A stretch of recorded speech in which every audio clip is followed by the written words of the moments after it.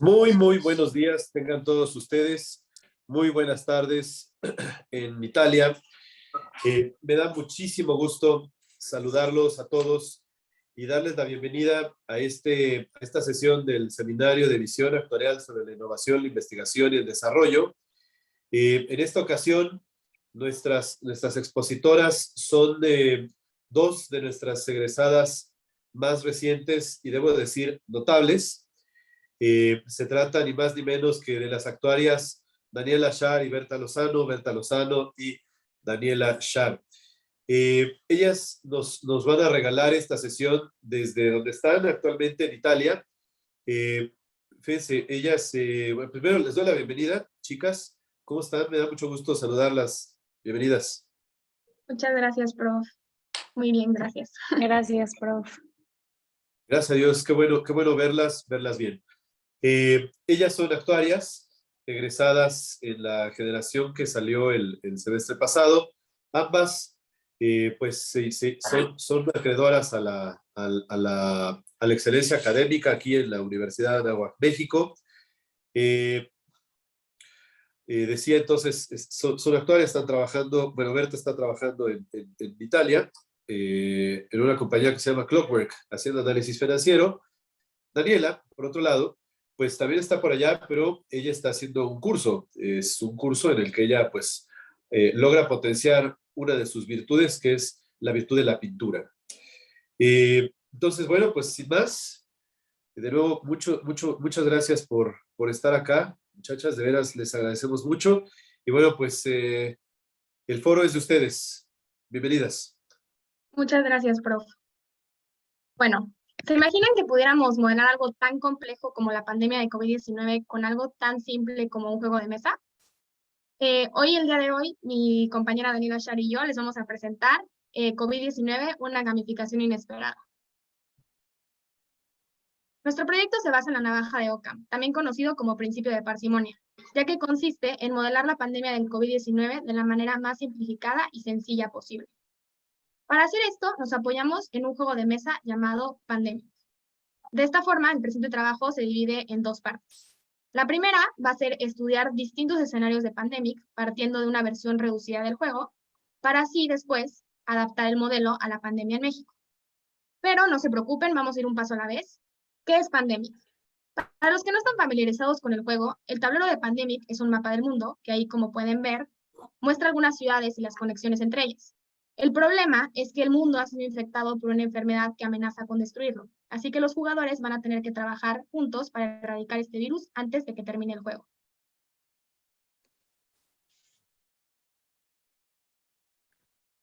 No es la primera vez que los seres humanos se encuentran en una situación como la que estamos viviendo.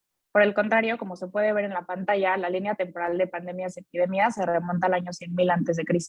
Todas estas, como sabemos, han provocado un gran número de muertes y desastres demográficos. Entonces, los seres humanos siempre se han encontrado en la necesidad de entender cómo se propagan las enfermedades para así ir tomando las medidas adecuadas. Existe una gran investigación previa que nos va a servir como base para este trabajo, pero esta es muy compleja y se basa en otros países. Entonces, aquí vamos a buscar una explicación parsimoniosa a la pandemia de coronavirus que pueda aplicarse en México y pues qué mejor manera de hacerlo que con un juego.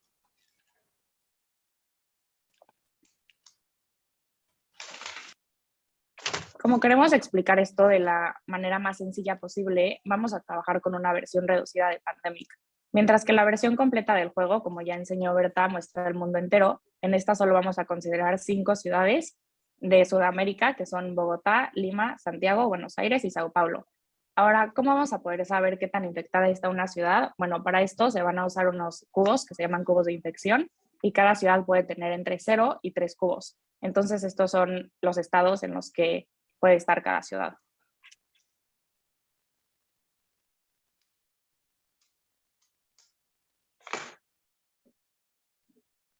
La versión reducida del juego se va a estudiar bajo 4 distintas líneas de acción. La primera línea de acción es incubador. Esta es la más sencilla, pues las ciudades se van a ir infectando de manera aleatoria y no habrá forma de eliminar los cubos de infección. Antes de comenzar, se infectan aleatoriamente 2 ciudades. A la primera ciudad se le coloca un cubo de infección y a la segunda se le van a colocar 2 cubos de infección.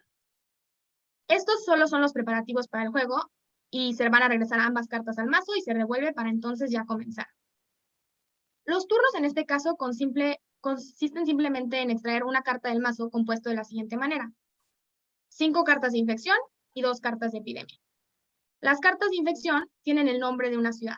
Al ser seleccionada una de estas cartas, se le va a añadir un cubo de infección a la ciudad seleccionada y la carta se va a colocar en la pila de descarte. En el caso de que se seleccione una carta de epidemia, se van a seguir 2 pasos. El primero es infectar. Se toma nuevamente una carta del mazo y a la ciudad seleccionada se le coloca no 1, no 2, sino 3 cubos de infección. El segundo paso va a ser intensificar. En vez de regresar la carta a la pila de descarte, todas las cartas se regresan al mazo. Esto con la intención de que se puedan volver a infectar las ciudades ya infectadas. La única carta que no regresa al mazo es la de epidemia. Es muy importante recordar que el máximo número de cubos de infección por ciudad es de 3. Así que si, por ejemplo, volviéramos a tomar una carta del mazo y saliera, por ejemplo, en este caso Bogotá, no se le agregaría un cuarto cubo, sino que ocurriría un brote. En este caso se siguen los siguientes pasos. Primero, aumentar el marcador de brotes. Se coloca un cubo en las ciudades adyacentes a la indicada, que en este caso serían Lima, Buenos Aires y Sao Paulo. En caso de que se volviera a seleccionar una carta cuya ciudad ya tiene 3 cubos de infección, se siguen los mismos pasos. Va a aumentar el marcador de brotes, se pone un cubo en la ciudad adyacente Sao Paulo, pero esta vez una de esas ciudades adyacentes también ya tenía 3 cubos. Vemos que Bogotá ya tiene esos cubos, así que esta ciudad también tendrá su propio brote. A esto se le conoce como reacciones en cadena. Así que volvemos a aumentar el marcador de brotes y agregamos un cubo a las ciudades adyacentes. Es importante mencionar que Buenos Aires no volverá a tener un brote, pues ya lo tuvo y se producirían brotes infinitos. Ahora podemos ver el árbol de probabilidad por turno. Sabemos que tenemos 2 cartas de epidemia y 5 cartas de infección. Así que la probabilidad de tomar una carta de epidemia en el primer turno pues será de 2 séptimos y la probabilidad de tomar una de infección será de 5 séptimos. Estas probabilidades van cambiando a medida que sacamos las cartas y de la forma en la que las vamos tomando.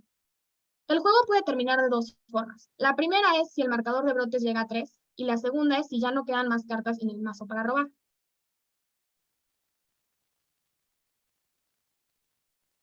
Considerando estas reglas que explicó Berta, se pueden dar los siguientes cambios en los estados en cada turno.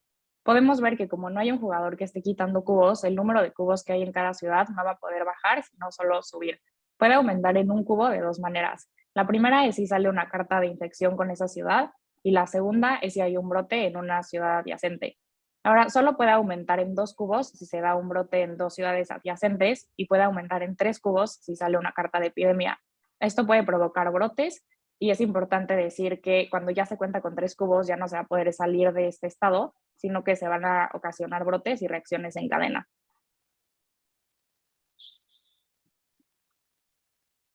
Como se puede ver en el tablero de Pandemic y en su versión reducida, las conexiones entre las ciudades van a ser muy importantes en la propagación del virus. Y esto se puede estudiar matemáticamente a partir de la teoría de grafos. Los grafos son estructuras discretas compuestas por 2 conjuntos. Un conjunto que los elementos se llaman nodos, puntos o vértices, y un conjunto de aristas que unen estos nodos entre sí. En Pandemic, los nodos van a ser las ciudades y las aristas son las conexiones entre las ciudades. Podemos ver que la conexión entre las ciudades es bidireccional, entonces se trata de un grafo no dirigido, y además, como para cualquier par de nodos hay un camino que los une, el grafo es conexo. Para medir qué tan importante es cada nodo en el grafo, se usan las medidas de centralidad y estas son muy útiles para analizar la propagación del virus, poder crear estrategias para el juego y poder obtener conclusiones. La primera medida es el grado, que es el número de conexiones que cada ciudad tiene, y entre mayor sea el grado, más importante va a ser la ciudad, y esta medida nos va a definir la severidad de los brotes. Después está la centralidad de eigenvector, que no solo toma en consideración el número de conexiones de una ciudad, sino también el número de conexiones de las ciudades a las que está conectada esta ciudad. Y esta medida nos va a servir para ver los brotes causados por un brote en una ciudad adyacente. Para calcularla se necesita tener la matriz de adyacencia, que muestra un 1 si hay conexión entre las ciudades y un 0 si no hay conexión. Y ya la medida se saca obteniendo el eigenvector del eigenvalor más grande de esta matriz de adyacencia. La intermediación mide la frecuencia con la que un nodo aparece en el camino más corto entre nodos de la red. La centralidad de cercanía es la distancia media desde un nodo inicial a todos los demás nodos del grafo, tomando siempre los caminos más cortos. Y finalmente, la excentricidad es la distancia desde un nodo al nodo más lejano de él en la red, tomando también las distancias más cortas. Y de estas medidas podemos concluir que Bogotá es la ciudad más importante y que Santiago de Chile es la ciudad menos importante.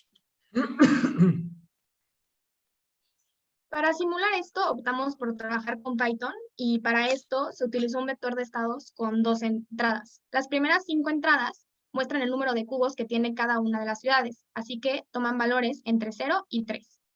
Las últimas 7 entradas muestran las cartas de nuestro mazo, mostrando el valor 1 si la carta está dentro del mazo y el valor 0 si está en la pila de descarte.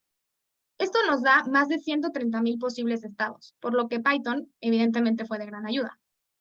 El algoritmo seguido fue el siguiente.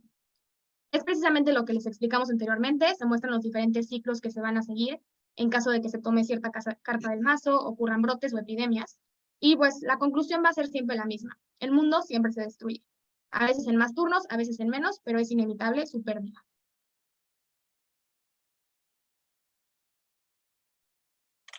Tras simular el juego 100,000 veces, obtuvimos estos resultados. Y primero podemos ver que Bogotá es la ciudad que cuenta con más cubos promedio al final del juego, y esto es por las altas medidas de centralidad que expliqué antes. Y en general, si dejamos que el juego siga su curso natural infectando ciudades sin intervenir, este se va a terminar muy rápido, a veces hasta solo en un turno.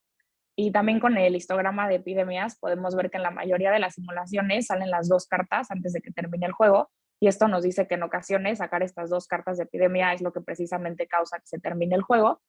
Y en los brotes podemos ver que son muy pocos los juegos simulados que terminan con 0, 1 o 2 brotes, y esto nos confirma que las conexiones entre las ciudades son muy importantes, ya que están relacionadas con la severidad de los brotes, que afectan mucho al juego, ya que como explicó Berta antes, el juego termina cuando el marcador de brotes llega a 3. Ahora analizamos una segunda línea de acción, en la que ya vamos a añadir un jugador, pero este jugador no seguirá una estrategia.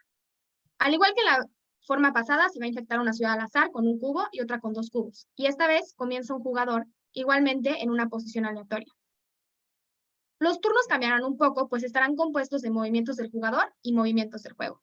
Primero, el jugador realizará 2 acciones que pueden ser o trasladarse a una ciudad adyacente de manera aleatoria o eliminar un cubo de infección de la ciudad en la que está.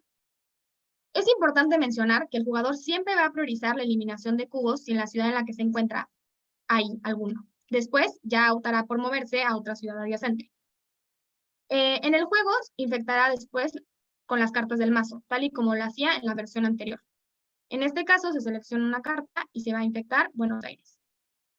Ahora el jugador está parado en Lima, así que va a elegir aleatoriamente entre moverse entre Bogotá o Santiago de Chile. Y como no hay cubos de infección, entonces, ya que se movió, volverá a moverse a una de sus ciudades. Sus acciones están listas, así que ahora se toma una carta del mazo y se infecta igualmente esa ciudad. Como el jugador está parado en Buenos Aires, que sí tiene un cubo de infección, su primera acción será eliminar ese cubo y la segunda acción será moverse al azar a una de las ciudades adyacentes. El juego continúa con su turno y nos damos cuenta de que si seguimos con este mismo ritmo, el juego continuará infectando y será muy poco probable que el jugador logre quitar todos los cubos a tiempo. Por lo tanto, se toman 2 personajes del juego original de Pandemic que tienen un poder especial. El primero es el médico. El médico tiene el poder de quitar todos los cubos de infección de la ciudad en la que está parado utilizando tan solo una acción. En Sao Paulo, eliminar a todos, por ejemplo. El segundo es el especialista en cuarentenas, que su poder consiste en contrarrestar las acciones del juego, pues no permite que se coloquen cubos de infección en la ciudad en la que está parado. Entonces, si en el juego ahorita nos dijeran que tenemos que infectar Bogotá, el especialista en cuarentenas no lo permitirá.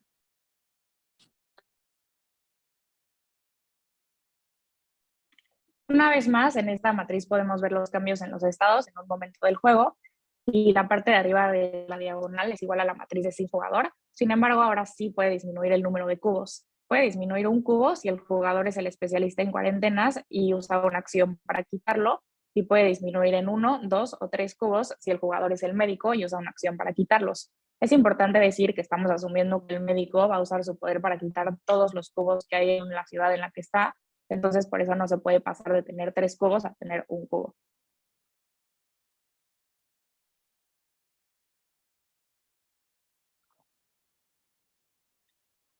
Como dijimos antes, en esta versión de Pandemic, el jugador se desplaza de manera aleatoria entre las ciudades conectadas. Y como sabemos, la evolución en el tiempo de un fenómeno aleatorio se puede estudiar con un proceso estocástico. En esta versión del juego, a dónde se va a mover el jugador solo depende de dónde está parado ahorita. En otras palabras, el futuro es independiente del pasado, dado el estado presente. Entonces se trata de una cadena de Markov discreta y homogénea. La matriz de transición de la cadena es esta, y esta matriz refleja la probabilidad de que el jugador pase de una ciudad a otra en un movimiento, y como el jugador solo va a moverse cuando la ciudad en la que se encuentre ya no esté infectada, la probabilidad de que se quede en la misma ciudad es 0. Ahora analizamos el algoritmo y vemos que se ha vuelto mucho más complejo, pues añadimos al jugador que puede o eliminar todos los cubos en caso de ser médico o solo eliminar uno si no lo es. Y también, como el especialista en cuarentenas, que no permite que se añadan cubos en la ciudad en la que está parado. Y ahora sí podemos ver una probabilidad de que el jugador gane. Esto ocurrirá si el jugador logra eliminar todos los cubos de infección antes de que se acaben las cartas de paso o antes de que ocurran 3 brotes. Al correr esto en Python otra vez 100.000 veces, vemos que el médico gana el 4.5% de las veces, que aunque es algo bajo, ya es posible. Además, algo importante destacar aquí es que con la presencia del médico se contienen muchísimo los brotes, pues en la mayoría de los juegos simulados ocurrieron 0 brotes. Y como el médico pues precisamente tiene la capacidad de eliminar hasta 3 cubos, previene que se acumulen muchos cubos en una ciudad que produzcan brotes. Además, vemos cómo el promedio de turnos es menor.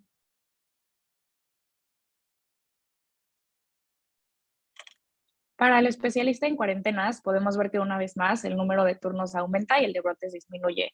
Mientras que en la versión sin jugador casi todos los juegos terminaban con 3 brotes, al añadir al especialista en cuarentena, la mayoría terminan con 0.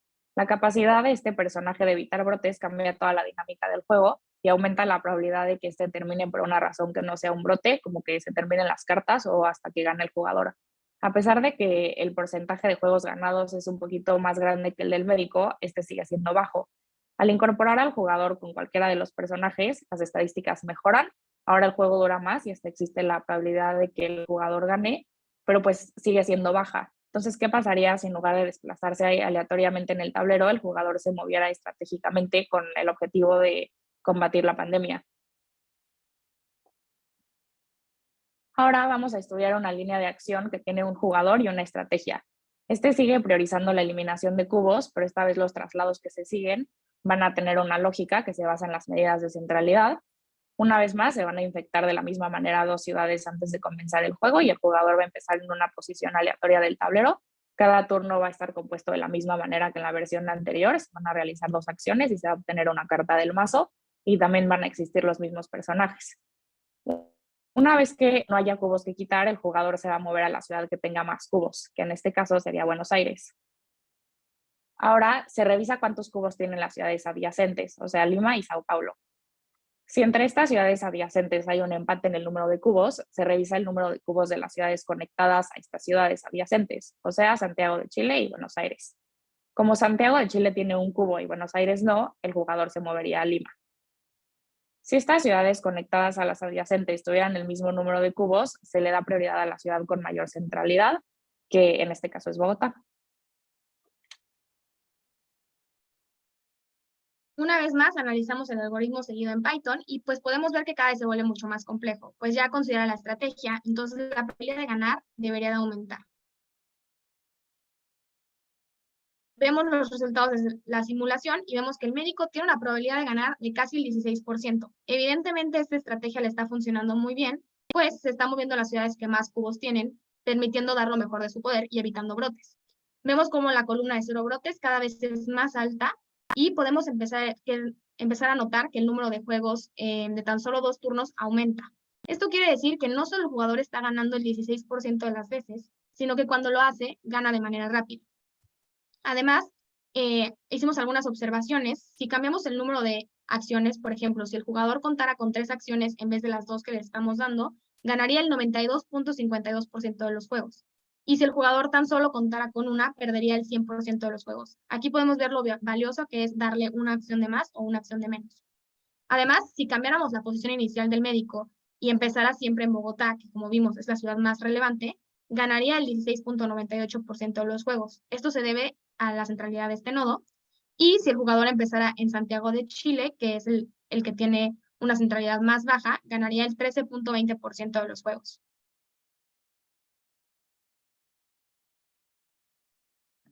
Para el especialista en cuarentenas, podemos ver que agregar una estrategia disminuye mucho el número promedio de brotes y va a subir el porcentaje de juegos ganados en más del 10%. Y esto es porque a este personaje la estrategia le ayuda en dos ámbitos. Primero, va a optimizar la eliminación de cubos, pero también va a evitar los brotes y las cadenas de brotes.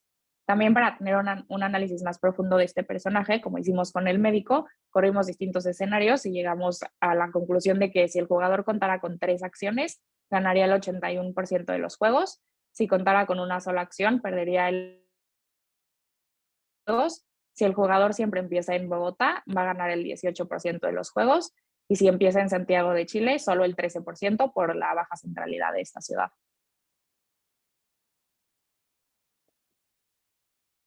Ahora vamos a hacer una comparación de los resultados con estrategia y sin estrategia. Y aunque la estrategia afecta un poco más al médico por la naturaleza de su poder, tras analizar el juego sin estrategia y con estrategia, se concluye que el desempeño de los dos personajes es muy parecida.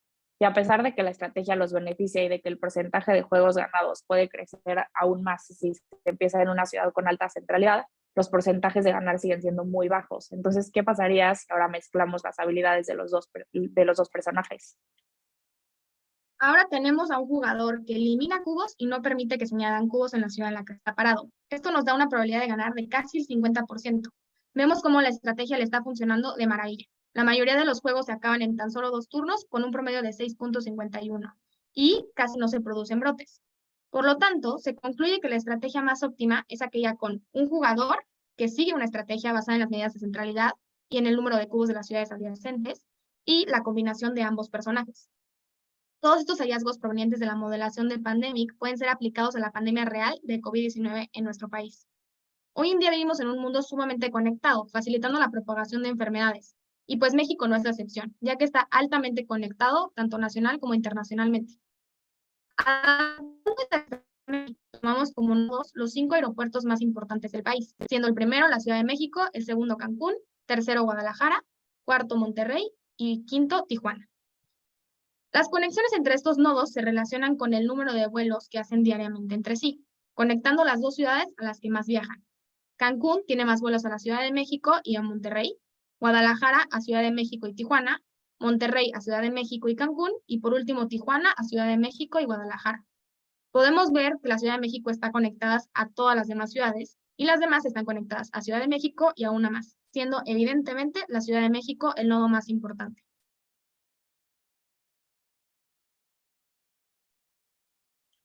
Aquí tenemos las medidas de centralidad de México y podemos ver que, como era de esperarse y como dijo Berta ahorita, la Ciudad de México es el nodo más importante del grafo. Este aeropuerto está conectado a todos los demás, tiene una alta centralidad de vector propio y aparece frecuentemente en los caminos más cortos entre los nodos de la red. Y los demás aeropuertos cuentan con las mismas medidas de centralidad, por lo que tienen la misma relevancia en el grafo, pero esta es menor a la de la Ciudad de México.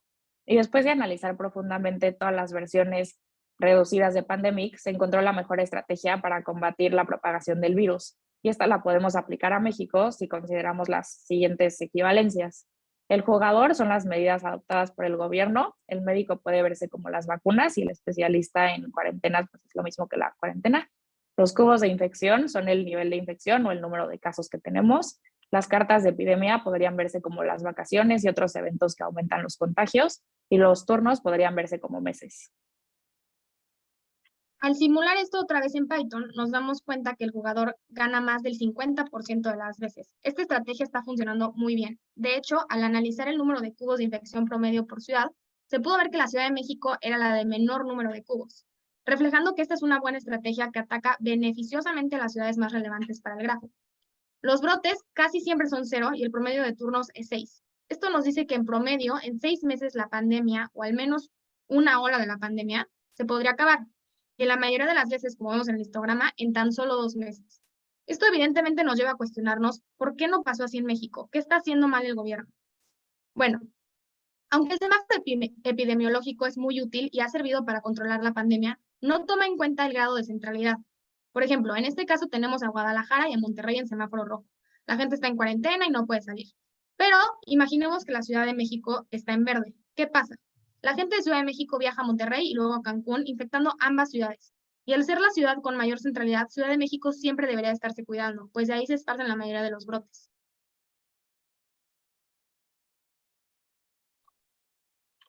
Como se mencionó antes, la mejor estrategia para la aplicación de las vacunas es la que prioriza las ciudades más infectadas y las más conectadas.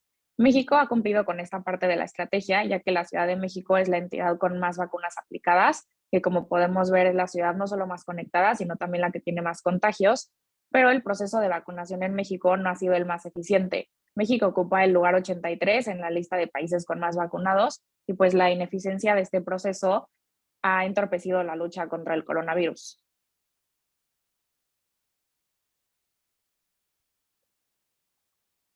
Después de todo este análisis, se puede concluir que efectivamente es posible modelar algo muy complejo a partir de algo simple.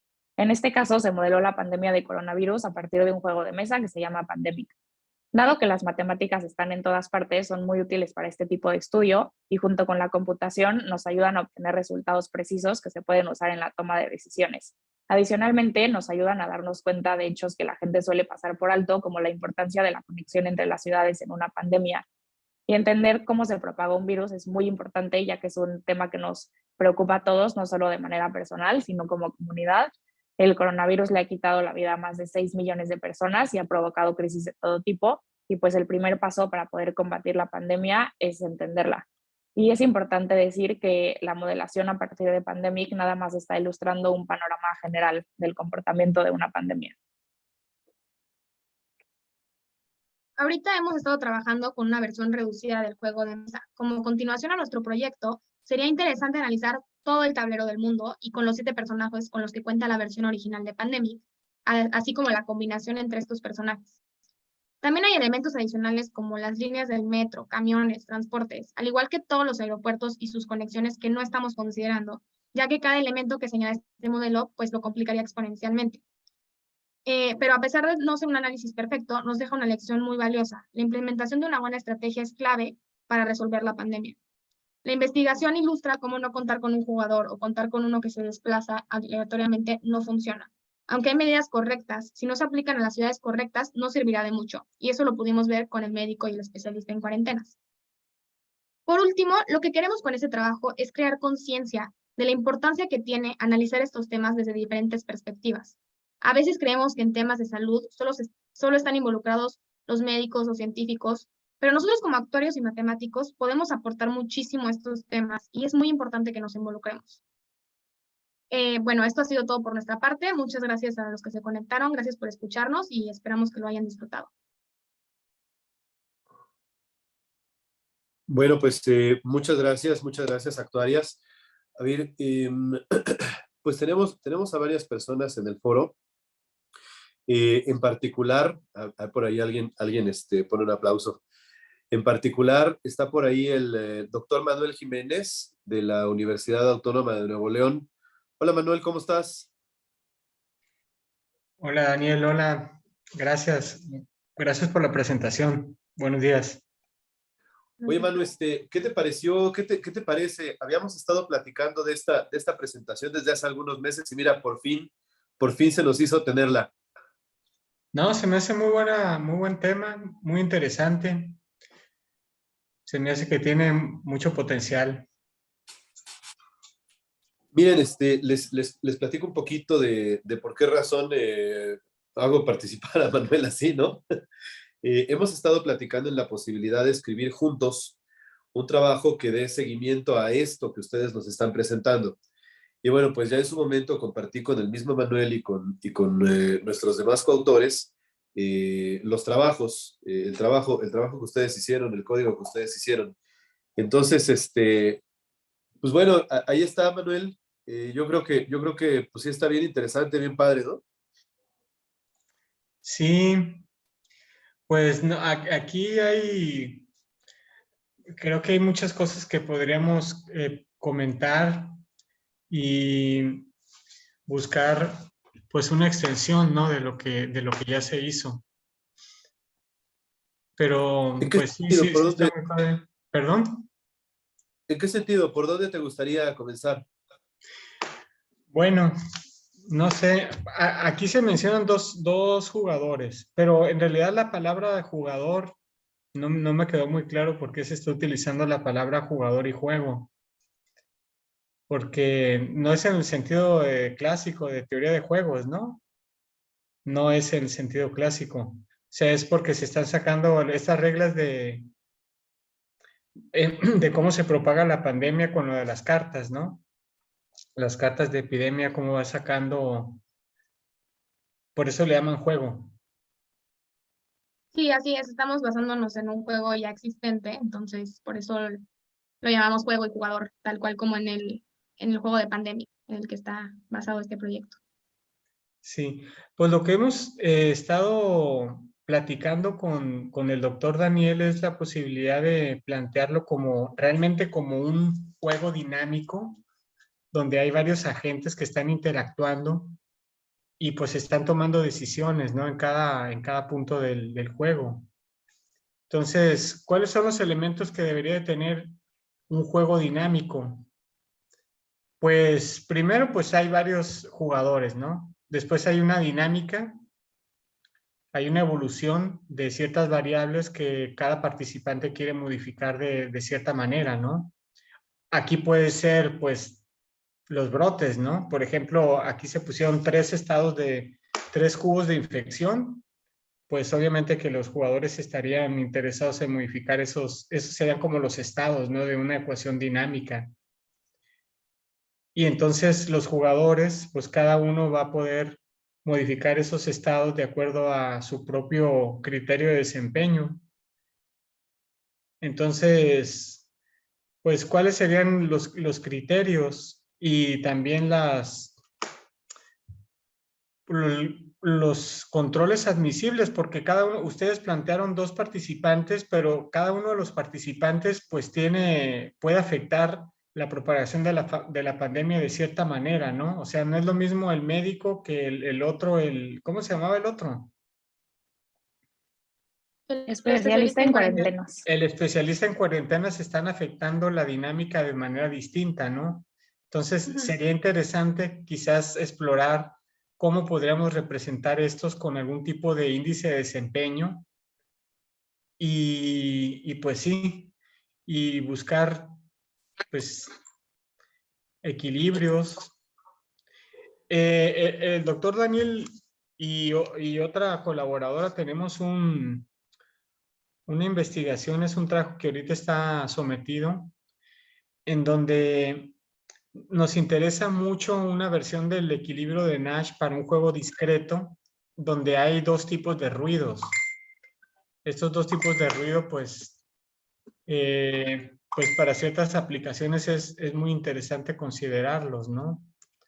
Son ruidos estocásticos, pero también aparecen unos ruidos que son de naturaleza determinística, pero como son ruidos, pues no se conocen. Entonces, no sé, hemos estado discutiendo la posibilidad de aplicar estas ideas en este contexto que ustedes han desarrollado y pues sí, pienso que lo primero sería pues plantear índices de desempeño, ustedes tienen una dinámica, una cadena de marco. Sí, pero Entonces, solo en la versión que no hay una estrategia. O sea, cuando se mueve aleatoriamente el jugador en el tablero. habría que incluir el proceso, o sea, las decisiones también en la cadena porque la cadena de marco pues es un sistema que estaba avanzando a tiempo discreto. No sé, ¿tú qué piensas, Daniel? ¿Cómo podríamos combinar las ideas que hemos estado estudiando con el trabajo que ya es? Ahora, la cosa que también hemos comentado, la posibilidad de utilizar cierta herramienta un poco más reciente para la generación de los grafos utilizando pues datos reales, ¿no? ¿Tú qué piensas, Daniel? Fíjate que coincido contigo, Manuel. Cuando las chicas estaban trabajando este proyecto, ellas decidieron incluir la cadena de marco en la versión no controlada porque meter una cadena de Markov en la versión que tiene estrategias, pues lo vuelve súper complicado desde un punto de vista computacional. Entonces, pues necesitarían herramientas bien, bien pesadas. Y en este caso, de lo que se trataba de modelar utilizando simulación, y eso es lo que ellas hacen, ¿no? Entonces, yo creo que si pudiéramos adaptar alguno de nuestros modelos al trabajo de ellas, sería fabuloso, fabuloso. Yo he platicado con ellas acerca de esta posibilidad y bueno, pues sobre riesgo de que ahorita me digan que no. La vez pasada me dijeron que sí estaban interesadas. Entonces, pues bueno. No, yo pienso que es un tema interesantísimo y que tiene mucha relevancia y seguirlo desarrollando, pues se me hace un muy buen tema, inclusive para una tesis, no sé, o dos tesis. ¿Qué les parece eso, Dani, Berta? Claro, nosotras puestas. Sí.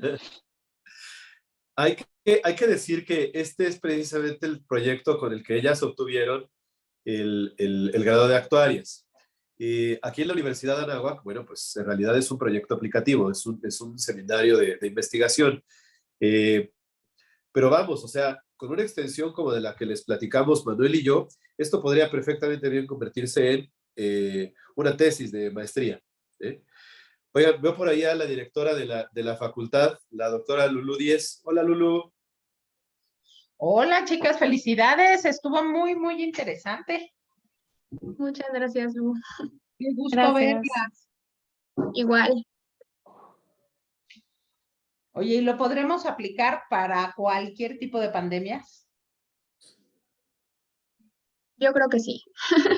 O sea, la idea es básicamente cómo se esparce un virus, como las medidas de contención, de cuidados. Entonces, pues de hecho este juego estaba hecho desde antes del COVID-19, entonces creo que sí tiene muchas aplicaciones. ¿No tendríamos que cambiar, por ejemplo, alguna de las premisas, o sea, cambiar la forma o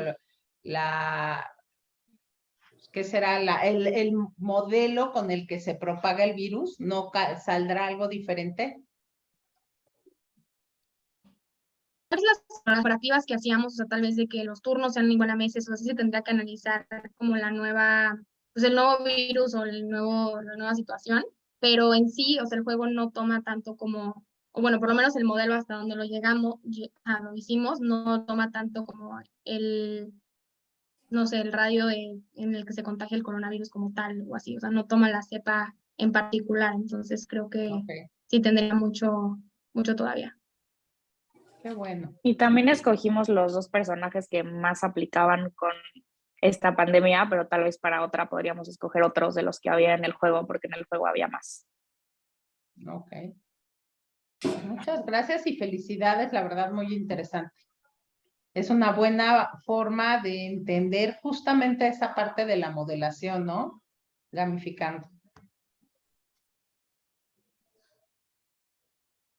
Fíjense, precisamente en cuanto a lo que acaban de comentar, en cuanto a lo que acaba de preguntar Lulú sobre si en vez de considerar este jugador, consideramos este otro, y en liga con lo que había platicado Manuel de, oye, pero es que no son jugadores en el contexto expreso de la teoría de juegos, porque no es una persona, sino es un grupo, ¿no? Yo creo que una posible extensión de lo que nos platicaron Dani y Berta es precisamente eso, ¿no? Considerar pues, grupos de médicos, grupos de especialistas en pandemias, y creo que la extensión posible con respecto de lo que viene modelado en el juego es que en vez de considerar los 5 jugadores que pueden jugar al mismo tiempo en el juego, pues consideremos a más, ¿no? Por ejemplo, todos los personajes que hay en el juego o incluso más que nosotros mismos definamos. Por supuesto, esto implica una complejidad computacional importante, ¿no? Eh, pero bueno, digo, creo que el modelo ahí está. Por cierto, una de las cosas más interesantes de este juego, y que por cierto lo vuelve poco famoso entre los jugadores de juegos de mesa, es precisamente el hecho de que no se trata de un juego competitivo, sino de un juego colaborativo. Y en ese sentido, pues la teoría de juegos al menos en nuestro país, no se ha desarrollado por completo, porque cuando uno piensa en teoría de juegos, uno piensa en juegos en los que hay competencia. En ese sentido, pues más bien las referencias principales están del otro lado del mundo, están en, por ejemplo, Rusia, los trabajos de León Petrosian, ¿no? Entonces, bueno, pues creo que hay extensiones bien padres, bien interesantes. A ver, veo por ahí a algunos estudiantes. Jaime Eduardo Carpinteiro. ¿Tiene usted alguna pregunta, Jimmy?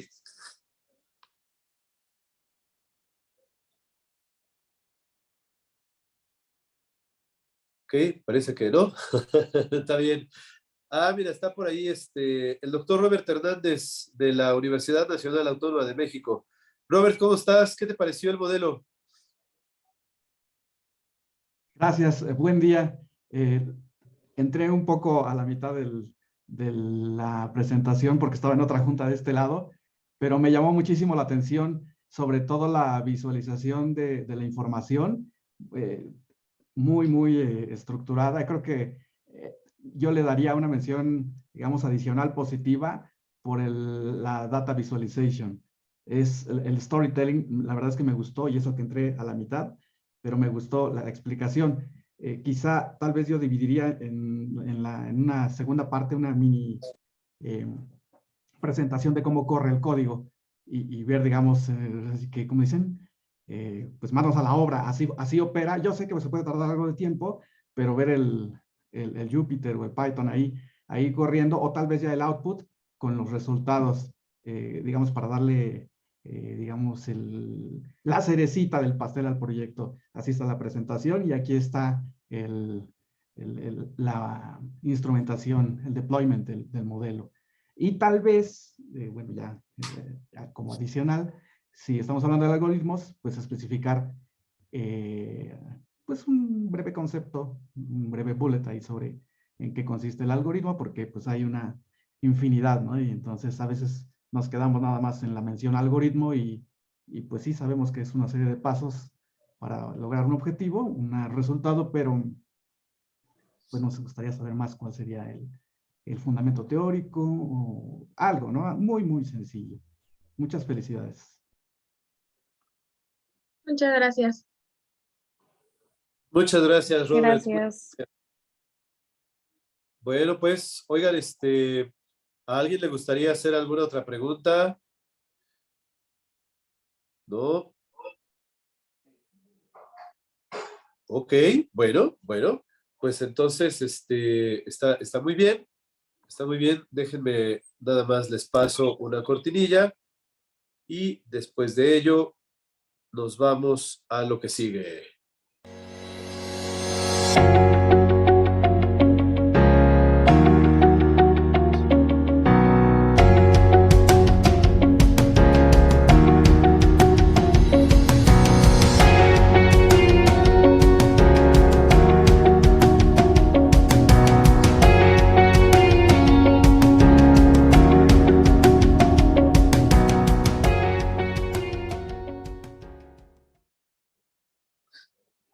Pues muchísimas gracias a todos.